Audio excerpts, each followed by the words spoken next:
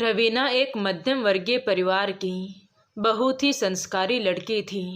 उसके पापा महेश जी ने अपनी सीमित आय में भी उसे बड़े लाड प्यार से पाला था और उसे बीटेक करवाया था। रवीना ने भी खूब मेहनत और लगन के साथ अपनी पढ़ाई पूरी की। वो अपने पापा का हाथ बटाना चाहती थी।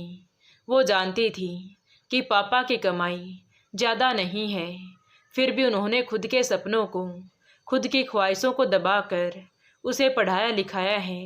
उन्होंने उसकी ज़रूरत के साथ कभी भी समझौता नहीं किया। पढ़ाई पूरी होते ही रवीना के लिए एक बहुत ही रईस खानदान से रिश्ता आया, तो रवीना ने उस रिश्ते के लिए मना करते हुए कहा, पापा अभी से शादी, अभी मुझे आगे और पढ़ाई करना है और फिर आपका हाथ बटाकर आपके लिए भी कुछ करना है, हमारे लिए। हाँ पापा, ये मेरे जीवन का सबसे बड़ा महत्वपूर्ण सपना है, इसलिए अभी आप इस रिश्ते के लिए मना कर दो। तभी बीच में ही रवीना की माँ मोहिनी जी ने कहा, रवीना ऐसे रिश्ते बड़े भाग्य से मिलते हैं बेटा, और तेरे लिए तो रिश्ता खुद ही आया है। हमने तो अभी तक कहीं भी इस तरह की बात नहीं की। पर मम्मी, पर वर कुछ नहीं बेटी, तुझे नहीं पता माँ बाप की जिम्मेदारी के बारे में। अरे जवान बेटी की समय पर शादी कर देना ही ठीक है, और फिर इतना अच्छा रिश्ता है तो मना क्यों करें। आज नहीं तो 2 साल बाद में तेरी शादी करनी है, फिर ऐसा रिश्ता नहीं मिलेगा। अगर ये रिश्ता हाथ से निकल गया तो फिर क्या मम्मी, क्या यही एक आखिरी रिश्ता है? अरे पगली, जीवन भर समझौता करना पड़ता है। क्या बचपन से तू मुझे नहीं देख रही? कहते हुए मोहिनी जी की आंखें भर आई। मोहिनी जी के मुंह से आज पहली बार इस तरह की बातें सुनकर उनके पति महेश जी भी भौचक्के रह गए। तभी मोहिनी जी ने आगे कहा, तुम नहीं जानती बेटी, न जाने मेरे कितने सपने संघर्ष के आग में जलकर राख हो गए। मैंने ऐसा तो नहीं चाहा था, जीवन भर अपने सपनों को टूटते हुए देखा है। अपने मन को मारना आसान नहीं होता बेटी, इसीलिए तुम्हें समझा रही हूँ। महेश जी को तो आज तक इस बात का एहसास भी नहीं हुआ था कि उनकी पत्नी अंदर ही अंदर घुटती रहती है। आज उन्हें ये बहुत ही बड़ा झटका लगा। आज उन्हें अपनी कमजोरी का एहसास हो रहा था कि वो अपनी पत्नी को खुश नहीं रख पाई। तभी रवीना ने अपने पिता की तरफ देखा और फिर अपनी माँ की तरफ देखते हुए नाराज होकर बोली, मम्मी आप ये क्या कह रही हैं? इतना कुछ करते हैं पापा हमारे लिए, आपको कितना प्यार करते हैं, और फिर हर इंसान तो लखपति करोड़पति नहीं हो सकता ना। मम्मा आपको ऐसा नहीं कहना चाहिए था। इस बात का एहसास होते ही मोहिनी जी ने महेश जी के पास आकर बैठते हुए कहा, सॉरी महेश, मेरा वो मतलब नहीं था। मेरे मुंह से सिर्फ रवीना को समझाने के लिए ही ऐसे शब्द निकल गए, मुझे माफ़ कर दो। देखो ना, इतने रईस घर से रिश्ता आया है, पूरा जीवन सुखी रहेगी, उसे कभी भी किसी चीज़ की कोई कमी का एहसास नहीं होगा। बस इसीलिए ऐसा बोल दिया था। तो महेश जी ने अपनी आंखों में आंसू पोंछते हुए कहा, तुम ठीक कह रही हो मोहिनी, प्यार चाहे कितना भी हो, परंतु सपनों को पूरा करने की क्षमता यदि नहीं है तो प्यार अधूरा ही रह जाता है। मैं समझ सकता हूँ, तुमने रवीना को समझाने के लिए ही ऐसा कहा है। कोई बात नहीं। अच्छा तो रवीना बेटा, अब इस रिश्ते के लिए हाँ कह देते हैं। रवीना ने अपने पापा मम्मी को इस तरह कभी नहीं देखा था कि मम्मी की किसी बात से पापा इतने उदास हो जाएं कि उनकी आंखों में आंसू ही आ जाएं। रवीना इस घटना से विचलित हो गई। उसका मन कहीं और था, दिमाग कहीं और। वह अपने पापा के लिए दुखी थी तो मम्मी के ऊपर उसे गुस्सा भी आ रहा था। सोच रही थी कि मम्मी को पापा का इतना प्यार कम पड़ गया, और पापा कहाँ कुछ कमी रखते हैं, सब कुछ तो करते हैं, फिर भी मम्मी ने इस तरह से बोल दिया। उन्हें ऐसा नहीं कहना चाहिए था। यही सोचते हुए वो अपने पिता की बात पर ध्यान न दे सकी, और महेश जी ने उसकी चुप्पी को हाँ समझ लिया। अगले दिन सुबह उन्होंने उस रिश्ते के लिए हाँ कह दिया। उसी शाम जैसे ही रवीना को ये मालूम हुआ कि उसके पापा ने रिश्ते के लिए हाँ कह दिया है, तो वो तुरंत उनके पास आई और बोली, पापा ये क्या किया आपने? उस रिश्ते के लिए हाँ क्यों कह दिया? मुझे अभी अभी मम्मी ने बताया वो उनके घर जाने के लिए तैयार हो रही है। हाँ बेटी, कल ही तो तय हो गया था। लेकिन पापा मैंने हाँ कहाँ बोला? रवीना अब बहस का कोई फ़ायदा नहीं बेटा, हम दोनों उनके घर जा रहे हैं, सब बात करने के बाद ही फाइनल हाँ होगी। तुम अब बीच में कुछ मत कहो। महेश जी के इन शब्दों में काफ़ी शक्ति थी, इसलिए रवीना चुपचाप वहाँ से चली गई। शाम को महेश जी और मोहिनी जी लड़के वालों के घर पहुँचे तो उनका महल जैसा घर देखकर उनकी आंखें फटी की फटी रह गईं। आलीशान बंगला, बड़ी बड़ी गाड़ियाँ, शहर के नामी बिल्डर राम सिंह जी का आशियाना देखकर महेश जी और मोहिनी जी की तो अंदर जाने की हिम्मत ही नहीं हो रही थी। उन्होंने बाहर ही अपनी बाइक पार्क कर दी। वॉचमैन को पहले से ही बता दिया था कि महेश जी आने वाले हैं, इसलिए वॉचमैन तुरंत ही उन्हें आदर सहित अंदर ले गया। महेश जी को आता देख राम सिंह जी भी खुद उठकर उन्हें लेने बाहर तक आ गई और अपनी पत्नी सरला जी को आवाज़ लगाते हुए कहा, सरला बाहर आओ, वो लोग आ गए हैं। तो अंदर से सरला जी आ गई। आइए बहन जी आइए, बैठ जाइए। नमस्ते करते हुए सरला जी उन्हें अंदर ले आई। तभी अंदर से कोई लड़की, शायद उनके घर का काम करने वाली होगी, वो कांच के सुंदर गिलास में पानी लेकर आई। उसके बाद शानदार प्लेटों में नाश्ता और चाय भी ले आई। तभी महेश जी ने चाय पीते हुए पूछा, भाई साहब आपको हमारी बिटिया के विषय में कैसे पता चला? तो महेश जी की बात पूरी होने से पहले ही राम सिंह जी ने कहा, अरे हाँ, ये बात तो आपको ज़रूर पता होनी चाहिए। मेरा बेटा रोहित एक दिन आपकी बेटी के कॉलेज के पास अपने दोस्तों के साथ खड़ा था। तब उसने आपकी बेटी रवीना को देखा। बस तभी उसने निर्णय ले लिया कि वो शादी करेगा।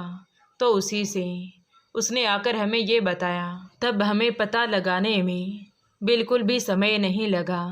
कहते हुए राम सिंह जी हंसने लगे। रोहित ने रवीना को कॉलेज में आते जाते देखकर पसंद किया है। ये सुनकर महेश जी ने मुस्कुराते हुए कहा, ऊपर वाले का ही लेखा जोखा है भाई साहब, वरना हमने तो अभी उसके विवाह के विषय में सोचना भी शुरू नहीं किया था। लगता है रवीना का भाग्य बहुत अच्छा है। तभी राम सिंह जी ने कहा, अरे महेश जी, रवीना को देखने से पहले रोहित के लिए पता नहीं कितने रिश्ते आए थे, पर वो सबके लिए साफ साफ इनकार कर देता। उसकी मोम ने एक दिन परेशान होकर उससे पूछा कि अरे बेटा, इतने अच्छे अच्छे रिश्ते आ रहे हैं, तो उन सबके लिए मना क्यों कर देता है? क्या तुझे शादी करनी ही नहीं है, या फिर ऊपर से किसी अप्सरा को लेकर आएगा?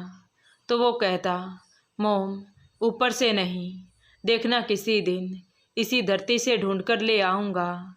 और बस पिछले हफ्ते ही आकर कहा, मोम मुझे मेरी अप्सरा मिल गई है, अब आप जानो, मैं तो उसी से शादी करूँगा। राम सिंह जी की बात सुनकर महेश जी और मोहिनी जी भी हंसने लगे। तभी राम सिंह जी ने कहा, अब भाई साहब आप ही बताइए भला, अपने बेटे की खुशी से बढ़कर और क्या हो सकता है? जी बिल्कुल, मैं आपकी बात से सहमत हूँ, महेश जी ने कहा। उन्हें राम सिंह जी का व्यवहार बहुत ही अच्छा लगा। घर में बहुत सकारात्मक वातावरण था। वो जब बाहर निकले तो निकलते समय राम सिंह जी ने पूछा, महेश जी क्या जवाब है आपका, शहनाई बजवाई जाए? तो महेश जी ने खुश होते हुए कहा, बिल्कुल भाई साहब। तभी सरला जी ने कहा, फिर 2 मिनट रुकिए जी। उनका इशारा समझते हुए वही लड़की एक प्लेट में मिठाई ले आई। तो सरला जी ने अपने हाथों से मोहिनी जी को मिठाई खिलाते हुए कहा, अब तो आप मेरी समधन बन गई हैं, बस कुछ देर और बैठिए। कहकर उन्होंने कुछ देर के लिए और बिठा लिया। उसी समय पंडित जी को फ़ोन करके मुहूर्त भी निकलवा लिया। कुछ देर बाद मोहिनी जी और महेश जी अपने साथ बहुत सारी खुशी लेकर घर पहुँचे और डोरबेल बजाई तो रवीना का दिल पहले से ही धड़क रहा था। वो चाहती थी कि ये रिश्ता ना हो। उसने लपक कर दरवाज़ा खोला, लेकिन अपने मम्मी पापा के खुश चेहरों ने उसे आभास करा दिया कि ये लोग तो शादी पक्की करके ही आ गए हैं। मोहिनी जी ने रवीना को सीने से लगाते हुए कहा, राज करेगी मेरी बेटी, बहुत ही अच्छे लोग हैं बेटी। ऊपर वाले ने तुझे बहुत ही अच्छा भाग्य देकर भेजा है, वरना घर बैठे ऐसे रिश्ते कहाँ मिलते हैं। पर मम्मी, उन्हें मेरा पता कैसे चला? मेरा मतलब है अपने घर उनका रिश्ता आया ही कैसे? अंदर चल, सब बताती हूँ। क्या बाहर ही सब कुछ पूछ लेगी? वो सब अंदर आ गए। उसके बाद मोहिनी जी ने रवीना को पूरी बात बताई। उनकी बातें सुनने के बाद रवीना के पास कोई चारा नहीं था। उसका दिल टूट गया। उसका आगे बढ़कर अपने पिता का हाथ बटाने का सपना भी टूट गया। मोहिनी जी ने कहा, बेटी 2-4 दिन में वो लोग हमारे घर आने वाले हैं। लड़का भी आएगा। वो बहुत ही हैंडसम है। उनके घर में उसकी बहुत बड़ी तस्वीर लगी हुई थी। रवीना बिना कुछ कहे अपने कमरे में चली गई। उसे रोहित के विषय में सुनकर कोई ज़्यादा खुशी नहीं हुई थी, बल्कि उसे तो लग रहा था कि खामखा गले पड़ गया है। रवीना अपने कमरे में जाकर निडाल होकर लेट गई। इस समय उसका मन अशांत था। उसे लग रहा था मानो रोहित उसके आगे बढ़ने के रास्ते में रोड़े की तरह आकर खड़ा हो गया है। लेकिन इस बात से बेफिक्र उसके मम्मी पापा तो शादी की योजनाएं बनाने में व्यस्त थे। इसी तरह 2 दिन निकल गए और तीसरे दिन सुबह सुबह ही सरला जी का फ़ोन आया। हेलो मोहिनी जी, हमने तो आपकी बेटी को अभी तक देखा ही नहीं है। यदि तुम्हें कोई दिक्कत ना हो तो क्या हम आज शाम को तुम्हारे घर आ सकते हैं? अरे बहन जी, कैसी बातें कर रही हो? दिक्कत कैसी? आ जाओ। और हाँ, रात का भोजन आप लोग हमारे साथ ही करना। और वैसे भी हमने भी रोहित को अभी तक नहीं देखा है, तो उसे भी साथ ले आना। जी बिल्कुल, चलिए रात को मिलते हैं, कहकर सरला जी ने फ़ोन रख दिया। शाम को राम सिंह जी अपने परिवार के साथ आई तो मोहिनी जी ने सारी तैयारी करके रखी थी। उन्होंने बहुत ही आदर सत्कार से उन्हें बिठाया। रोहित की तरफ देखकर मोहिनी जी सोच रही थी, कितना अच्छा दिखता है लड़का, मेरी बेटी खुश हो जाएगी, बिल्कुल टक्कर की जोड़ी रहेगी, कोई किसी से कम नहीं है। जब रवीना ड्राइंग रूम में आई तो सरला जी और राम सिंह जी उसे देखते ही रह गए। रोहित तो पहले ही उसे देख चुका था, एक नहीं कई बार। जब से उसने रवीना को पहली बार देखा था तब से ये सिलसिला रुका ही नहीं था। परंतु इससे रवीना पूरी तरह से अनजान थी, क्योंकि रोहित कभी भी उसके सामने नहीं आया। काफ़ी समय तक साथ में बैठे गपशप करते रहे, शादी की बातें चलती रहीं। तभी राम सिंह जी ने कहा, साहब दोनों बच्चों को भी आपस में कुछ बातें करने दीजिए। वो क्या है ना, शादी से पहले एक दूसरे को अच्छे से जान पहचान करना बहुत ज़रूरी है। जी बिल्कुल, रोहित जाओ, रवीना के साथ अकेले में कुछ बातें कर लो बेटा, राम सिंह जी ने कहा। तो वो दोनों उठकर कमरे में चले गए। उन्होंने एक दूसरे से बातचीत का सिलसिला शुरू किया। तो रवीना ने कहा, रोहित दरअसल मैं अभी आगे और पढ़ाई करना चाहती हूँ, इतनी जल्दी शादी? अरे रवीना, कुछ भी नहीं बदलेगा, तुम्हें जितना पढ़ना है पढ़ सकती हो, कोई तुम्हें किसी बात के लिए नहीं रोकेगा। हमारे घर पर तुम्हें काम का भी कोई टेंशन नहीं होगा, तुम आराम से पढ़ने के लिए समय निकाल सकोगी। रवीना अपने मम्मी पापा के कारण मना ना कर सकी, क्योंकि वो हाँ कर चुके थे। अब ये उनकी इज्जत का सवाल था। कुछ देर बातें करके रोहित और रवीना दोनों बाहर आ गए। अब तक इधर भी सब तरह की बातचीत हो चुकी थी, सब तय हो चुका था। साथ में डिनर करने के बाद सरला जी और राम सिंह जी और रोहित अपने घर जाने के लिए उठे। तब सरला जी ने शगुन के तौर पर हीरे की अंगूठी रवीना को दी। तो रवीना ने कहा, अरे आंटी, अभी इस समय ये क्यों? तो सरला जी बोली, तुम्हें कुछ भी देने के लिए समय की कोई पाबंदी नहीं हो सकती बेटा। मैं तुम्हें बिल्कुल अपनी बेटी की तरह रखूंगी, तुम किसी बात की चिंता मत करना।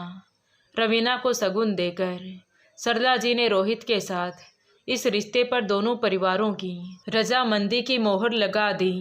अब तो शहनाई बजने की तैयारी दोनों तरफ ही शुरू कर दी गई।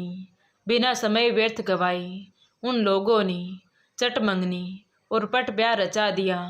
कुछ दिन बाद ही दोनों की शादी भी हो गई। रवीना ने भी अपने मम्मी पापा की खुशी में ही अपनी खुशी ढूंढ ली। सोचा जब शादी हो ही रही है तो फिर दुखी होने से भी क्या होगा।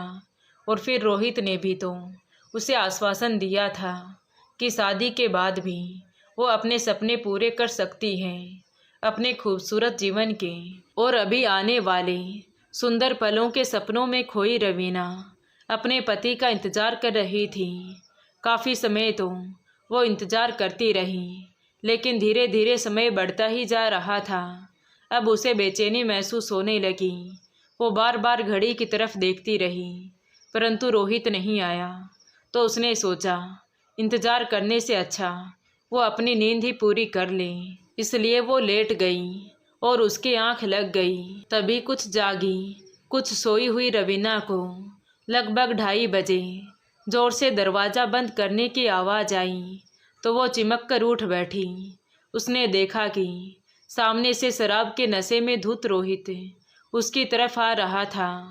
रवीना को पहले से ही शराब से बहुत ज़्यादा नफरत थी। वो उठकर खड़ी हो गई और बोली, ये क्या रोहित, तुम शराब पीकर आए हो। रोहित बिल्कुल भी होश में नहीं था। वो रवीना की तरफ बढ़ते जा रहा था तो रवीना ने उसे ज़ोर से धक्का दिया। रोहित की ऐसी हरकत से रवीना हैरान और परेशान थी। वो इस तरह से अपना समर्पण नहीं करना चाहती थी।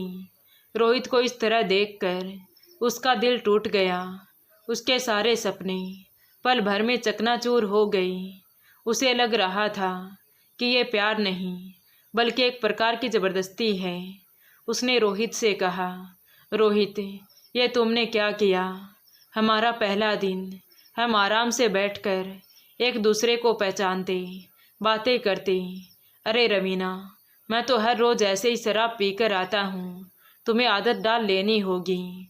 रोहित, ये तुम क्या बक रहे हो। तभी नशे में धुत रोहित कहने लगा, अरे पत्नी हो तुम मेरी। कहते हुए वो जैसे ही आगे बढ़ा तभी रवीना ने उसे ज़ोर से धक्का दिया और कमरे से बाहर जाते हुए बोली, रोहित, मैं कोई गाड़ी नहीं हूँ जो तुम्हें शादी करके उसे चलाने का लाइसेंस मिल गया है। कहते हुए वो कमरे से बाहर भाग गई और बाहर से दरवाज़ा बंद कर दिया। रोहित ने इधर उधर देखा, कुछ समय तक दरवाज़ा भी खटखटाया और फिर वही बिस्तर पर लुढ़क गया। बाहर निकलकर रवीना को समझ नहीं आ रहा था कि वो करे तो क्या करे, किसे कहे।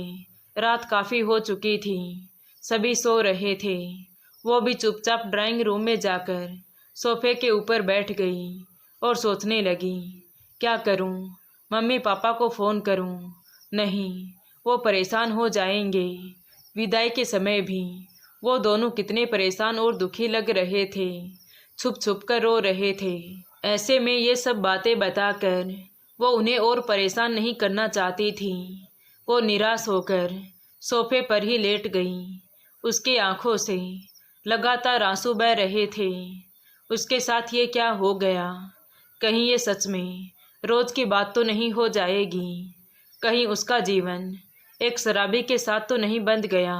कहीं उसका जीवन नरक तो नहीं बन जाएगा। उसे आज अपनी मम्मी की वो बातें याद आ रही थी कि उन्हें अपनी ख्वाहिशें, अपने सपनों का कितनी बार त्याग करना पड़ा है। उनके लिए पापा के असीम प्यार से ज़्यादा महत्वपूर्ण है ये सांसारिक वस्तुएं। यदि उन्हें रोहित जैसा पति मिला होता तब वो कोई सपना देखने के लायक ही नहीं बचती। खुद को बचाने के सपनों में ही दिन रात बीत जाती। बेचारे पापा कितना ख्याल रखते हैं मम्मी का। यही सोचते सोचते उसे कब नींद आ गई उसे पता ही न चला। सुबह लगभग 8 बजे थे। रवीना गहरी नींद में सोफे पर सो रही थी। कमरे में रोहित भी शराब की खुमारी में सो रहा था। इधर रोहित के मम्मी पापा सरला जी और राम सिंह जी ऑफिस जाने के लिए तैयार हो चुके थे। उन्होंने नाश्ता भी कर लिया था। घर में काम करने वाले भी सब मौजूद थे। रवीना को डाइनिंग हॉल में सोया हुआ देखकर सभी नौकरों में आपस में कानाफूसी हो रही थी। इधर रोहित के मम्मी पापा सरला जी और राम सिंह जी को अभी तक ये मालूम नहीं था कि रवीना सोफे पर सो रही है। तैयार होने के बाद ऑफिस जाने के लिए जैसे ही वे दोनों बाहर आए तो ड्राइंग रूम में सोफे पर रवीना को सोता देख सरला जी के आश्चर्य का ठिकाना ही ना रहा। वो राम सिंह जी की तरफ देखने लगी तो उन्होंने कहा, उठाओ इसे, घर में सभी काम करने वाले आ चुके हैं। क्या बेहुदगी है, ये कोई सोने की जगह है। तो सरला जी ने आवाज़ लगाई, रवीना उठो, यहाँ क्यों सो रही हो, क्या हो गया। अपनी सास की आवाज़ सुनकर रवीना की नींद खुली। वो उन्हें अपने सामने खड़ा देखकर हड़बड़ाकर उठ बैठी और खड़ी होकर सरला जी और राम सिंह जी के बड़ी नम्रता से पाँव छुए। तभी सरला जी ने पूछा, क्या हुआ रवीना, यहाँ क्यों सो रही थी और रोहित कहाँ है। कहते हुए उन्होंने उसके कमरे की तरफ झांका। वो कुछ कहती उससे पहले ही रवीना ने कहा, मम्मी जी, आपका बेटा क्या हर रोज़ रात को इसी तरह शराब में धुत होकर घर लौटता है। ये क्या बकवास कर रही हो रवीना तुम। मम्मी जी, ये मेरे सवाल का जवाब नहीं है। पहले आप ये बताइए, क्या रोहित रोज़ नशे में धुत होकर आता है। राम सिंह जी और सरला जी एक दूसरे का मुंह देखने लगे, क्योंकि इस बारे में वो दोनों भी नहीं जानते थे। उनकी व्यस्त जिंदगी में रोहित के लिए कभी समय ही नहीं रहा। प्यार तो बेशुमार था, पर समय की बड़ी कमी थी। उन्हें तो खुद नहीं पता था कि रोहित रात को कितने बजे घर वापस आता है और कैसे आता है। रोहित से उनकी मुलाकात ना तो रात को और ना ही सुबह ऑफिस जाने से पहले हो पाती थी। रोहित का सब काम शुरू से ही नौकरों के भरोसे ही चल रहा था। रवीना दंग होकर उनके सुन्ने चेहरों को देख रही थी। उसके आश्चर्य का ठिकाना ही ना रहा कि माता पिता ये तक नहीं जानते कि उनका बेटा शराब पीता है। उसने कहा, मम्मी जी, आपका बेटा कमरे में बंद है। मैंने बाहर से कुंडी लगाई है, क्योंकि वो शराब के नशे में धुत होकर मेरे साथ ज़बरदस्ती कर रहा था। अब आप चाहें तो दरवाज़ा खोलकर उसी से पूछ लें कि कल क्या हुआ था, और ये भी पूछें कि क्या वो शराब पीता है, क्योंकि शायद आप लोग तो ये भी नहीं जानते। तभी सरला जी तुरंत ही उसके कमरे की तरफ जाने लगी तो राम सिंह जी ने कहा, अरे सरला, सिंघानिया साहब आने वाले हैं। उनके साथ कितनी महत्वपूर्ण मीटिंग है हमारी। इस सब में हमें देर हो जाएगी। कहीं करोड़ों का प्लान हाथ से ना निकल जाए। ये सब घरेलू बातें छोड़ो और चलो, उसे रात को आने के बाद समझाएंगे। वैसे भी अभी वो सो रहा होगा, सोने दो उसे। फिर रवीना की तरफ देखते हुए उन्होंने कहा, रवीना, तुम भी जो चाहे करो, जिस काम में तुम्हें खुशी मिलती है वो करो। ये कोई बहुत बड़ी समस्या नहीं है, निपटा लेंगे। रवीना कुछ भी ना कह पाई। सरला जी के कदम वापस पलट गई और वे दोनों ऑफिस जाने के लिए निकल गई। रवीना फिर निढाल होकर सोफे पर बैठकर आंसू बहाने लगी। उसे अपनी मम्मी का वो वाक्य याद आ रहा था जब उन्होंने कहा था, रवीना, तुझे दुनिया का हर सुख मिलेगा, तेरा हर सपना पूरा होगा, कभी किसी चीज़ की कमी नहीं होगी।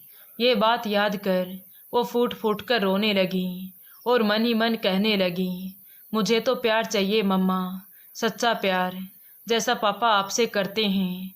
यहाँ सभी लोग अपनी अपनी अलग दुनिया में रहते हैं, मानो किसी को किसी से कोई मतलब ही नहीं है। मेरे लिए प्यार के दो शब्द भी ना बोले गए उनसे।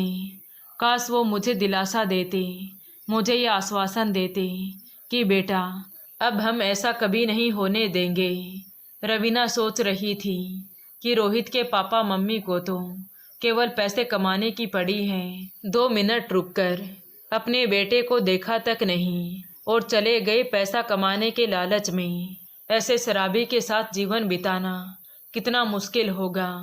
तभी उसके इन विचारों पर अचानक ब्रेक लग गया जब जोर जोर से दरवाज़ा खटखटाने की आवाज़ सुनाई दी।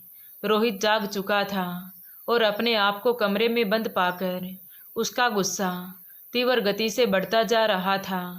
रवीना ने जाकर दरवाज़ा खोला तो दरवाज़ा खुलते ही रोहित ने बिना कुछ सोचे समझे रवीना के गाल पर एक जोरदार तमाचा जड़ दिया और बोला, तेरी हिम्मत कैसे हुई बाहर से दरवाज़ा बंद करने की? बचपन से आज तक कभी किसी ने मेरे साथ ऐसा व्यवहार नहीं किया, किसी ने कभी डांटा तक नहीं है मुझे। और तुम? रवीना का गुस्सा भी सातवें आसमान पर था। उसने भी गुस्से में कहा, बंद नहीं करती तो क्या करती? ज़बरदस्ती कर रहे थे तुम मेरे साथ। ज़बरदस्ती? ये क्या बक रही हो? शादी की है मैंने तुमसे तो शादी की है, तो क्या मोल लिया है मुझे? शायद तुम भूल गई, शादी कोई लाइसेंस नहीं है, समझे? बिना मेरी मर्जी के तुम मुझे हाथ भी नहीं लगा सकते। अरे जा, तेरे जैसी न जाने कितनी लड़कियां मेरे पीछे भागती हैं। वो तो शुक्र मना कि मैंने तेरा भाग्य खोल दिया और तुझे अपना लिया। चुप हो जाओ तुम ऐसे इंसान हो। यदि मुझे मालूम होता तो मैं तुमसे कभी शादी नहीं करती। तुम्हारी इस दौलत का मुझे कोई लालच नहीं है। जिन्हें होगा वही तुम्हारे पीछे भागती होंगी, मैं नहीं। मैं मेरे घर वापस जा रही हूँ, कहते हुए रवीना जैसे ही पलटी तो सामने उसके मम्मी पापा खड़े थे और उनकी आंखों से आंसू बह रहे थे। दरअसल हुआ यूं, रात को महेश जी को रवीना को लेकर बहुत ही डरावने सपने आए थे, इसलिए उनका मन नहीं माना और वो अचानक उससे मिलने चले आए। यहाँ आकर उन्होंने जो देखा वो देखकर उन्हें ये विश्वास हो गया कि उन्होंने धोखा खा लिया है। इस समय वो रवीना का बर्बाद होता जीवन अपनी आंखों के सामने ही देख रहे थे। रवीना रो रही थी। उसने जैसे ही अपने पापा मम्मी को देखा तो दौड़कर अपने पापा के सीने से लिपट गई। रोहित अब भी बेशर्मों की तरह व्यवहार कर रहा था। उसने कहा, आपकी बेटी के तो नखरे ही निराले हैं। इसने तो मुझे कमरे में बंद कर दिया। पूछो इससे क्या कसूर है मेरा, मैं इसके साथ। वो आगे कुछ कहता उससे पहले ही रवीना ने आकर उसके गाल पर एक जोरदार तमाचा लगाते हुए कहा, बड़ों की मान मर्यादा का ख्याल तक नहीं है तुम्हें। किसके सामने क्या कहना चाहिए किसी ने यह भी नहीं सिखाया तुम्हें। तभी रोहित का हाथ उठने ही वाला था कि तभी रवीना के पापा बीच में आ गए। उन्होंने कहा, दामाद जी आप प्लीज़ शांत हो जाइए। अभी इस समय हम हमारी बेटी को वापस लेकर जा रहे हैं। जब भी आप शांति से बात करने के मूड में हो आ जाना। इसके बाद उन्होंने रवीना का हाथ पकड़ा और बोले, चलो बेटा, यहाँ तुम्हारा खुश रहना मुश्किल है। तुम्हें धन दौलत, शौक की वस्तुएं, ऐसो आराम सभी मिल जाएगा, लेकिन जो तुम्हें चाहिए वो प्यार नहीं मिलेगा। रोहित हैरान होकर रवीना को घर से बाहर जाते हुए देख रहा था। इस समय उसका पूरा नशा उतर चुका था, लेकिन अब भी उसे इन सब में अपनी कोई भी गलती दिखाई नहीं दे रही थी, क्योंकि ये सब तो उनकी हाई प्रोफाइल जिंदगी में आम बात थी। महेश जी और मोहिनी जी के साथ रवीना घर से बाहर निकल गई। बाहर निकलकर महेश जी ने जैसे ही अपनी पत्नी की तरफ देखा तो नज़र मिलाते ही मोहिनी जी की आंखें नीचे झुक गईं। झुकी हुई आंखों से उन्होंने कहा, मुझे माफ़ कर देना जी। उसके बाद मोहिनी जी ने रवीना की तरफ देखकर कहा, मेरी गलती की वजह से तेरा जीवन दुख में पड़ गया बेटी। अपने छोटे छोटे सपनों के टूटने से मैं इतने बड़े प्यार से भरे अनमोल उपहार की इज्जत ना कर पाई जो पूरी जिंदगी मुझे तेरे पापा से मिलता रहा। मेरा मन कभी किसी सोने के हार के लालसा में अटका तो कभी कीमती साड़ी की चमक में, कभी महंगे इत्र की खुशबू में उलझा तो कभी बहुत सुंदर बंगले की चाह में अटका। मैं गलत थी बेटी। मेरी असली दौलत, मेरा असली उपहार तो तुम्हारे पापा का प्यार है, उनका मेरा ख्याल रखना है। यदि मुझे बुखार आ जाए तो पूरी रात भर बैठकर मेरे माथे को छूना, घर के काम में मेरा हाथ बटाना और हर रात को मेरे सर पर हाथ फिराकर प्यार से ये पूछना कि मोहिनी कैसा था आज का दिन। यदि मैं रूठ जाऊं तो मेरी मनपसंद आइसक्रीम लाकर मुझे मनाना। यही तो है असली धरोहर जिसका आज मुझे एहसास हो रहा है। लेकिन इतनी बड़ी कीमत चुकाने के बाद मैं अब कभी तुझे उस आलीशान महल में नहीं भेजूंगी बेटी। अब मैं तेरी शादी तेरे पापा जैसी किसी और महेश से करवाऊंगी, कहकर मोहिनी जी ने अपनी बेटी को गले से लगा लिया। उधर रात को जब रोहित के मम्मी पापा राम सिंह जी और सरला जी घर वापस आई तो रवीना घर पर नहीं थी, लेकिन उसके हाथ की लिखी एक चिट्ठी उन्हें मिली। सरला जी ने कागज़ उठाया तो उस पर लिखा था, सॉरी माँ जी, मैं आपको बिना बताए इस घर से हमेशा हमेशा के लिए जा रही हूँ। रात को मेरे साथ जो भी हुआ वो बहुत गलत था। मैंने अपने आप को उस समय तो बचा लिया, लेकिन हर रात मैं इतने तनाव में नहीं रह सकती, क्योंकि हो सकता है कि कभी मैं आपके बेटे से जीत ना पाऊँ। मैं अपने पति के साथ प्यार से समर्पण करना चाहती थी, अपना तन मन सब कुछ सौंप देना चाहती थी। इसीलिए तो आपके घर की गृह लक्ष्मी बनकर आई थी। परंतु जोर ज़बरदस्ती से मैं एक शराबी को अपना सर्वस्व नहीं देना चाहती थी। लेकिन फिर भी मैं उसे एक और मौका ज़रूर देती। लेकिन सुबह आपके जाने के बाद जब पूरे होशो हवास में उसके विचार सुने तो मेरा दिल टूट गया। मैं समझ गई कि इसकी तो रोज़ की ही शराब पीने की आदत है, लड़कियों के साथ घूमने की आदत है। इसीलिए मैं जा रही हूँ माँ जी, क्योंकि मैंने अपने लिए ऐसा जीवन साथी नहीं चाहा था। जाते जाते आपको कहना चाहती हूँ कि आप इतना पैसा कमाकर क्या करेंगी जब आपके घर का चिराग ही खुश ना हो। वो क्यों इतनी शराब पीता है? आपने कभी सोचा है, कभी जाना है? पर कैसे जानेंगी, क्योंकि आपके पास उसके लिए समय ही नहीं है। सुबह आपके पास इतना समय भी नहीं था कि आप कमरे में बंद अपने बेटे का दरवाज़ा खोलकर उससे मिल लें, मुझे प्यार के 2 बोल बोलकर समझाएं कि बेटा अब कभी ऐसा नहीं होगा।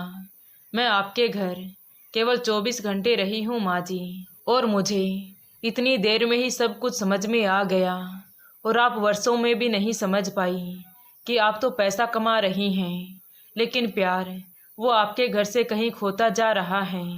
मुझे तलाक चाहिए माँ जी, आपकी दौलत में से मुझे एक पैसा भी नहीं चाहिए। आपके दिए गहने भी मैं यहीं छोड़कर जा रही हूँ। हो सके तो अपने बेटे को थोड़ा समय दीजिए, शायद अभी भी देर ना हुई हो और उसकी ज़िंदगी संवर जाए, क्योंकि आपके कमाए धन से तो उसका जीवन बिगड़ ही रहा है। पत्थर पड़ते ही सरला जी के चेहरे पर गहरी शर्म और पछतावे की लकीरें खींच गईं। आज कहीं ना कहीं उन्हें अपनी गलती का एहसास हो रहा था कि उन्होंने अपने बेटे को धन दौलत तो बहुत दी, पर जो सबसे ज़रूरी था वही देना भूल गई। दोस्तों, माँ बाप का असली फ़र्ज धन कमाना या बेटे की हर ख्वाहिश पूरी करना नहीं होता, बल्कि उसे इंसानियत और रिश्तों की कदर करना सिखाना भी होता है। इसलिए हो सके तो हर माँ बाप को समय रहते अपने बेटे को संभालने की कोशिश करनी चाहिए। तो दोस्तों, आपको ये कहानी कैसी लगी कमेंट करके ज़रूर बताएं। कहानी अच्छी लगी हो तो प्लीज़ वीडियो को लाइक करें, शेयर करें और हमारे चैनल कहानी विद देवांशी को सब्सक्राइब ज़रूर करें। Thank you.